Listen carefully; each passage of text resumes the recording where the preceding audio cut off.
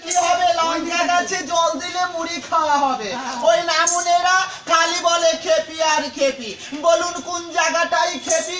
আমার নাম তারা সুন্দরী। আমি 9 তলায় 6 তলায় 10 তলায় বাছা বাস করি। সেই বর্ধমানের মহারাজার একমাত্র ছেলের বউ। আমার শ্বশুর না বাচ্চা এত ভালোবাসে, বর্ধমান থেকে উকুনের চারা এনেছিল। হ্যাঁ গো, উকুনের চারা। তোলে আর হু হু করে মারে, তোলে আর হু হু করে মারে। আরে দাঁত করেছি ছোলা, আর আমার বন্ধুর নাম রেখেছি মুড়ি ভাজার খোলা।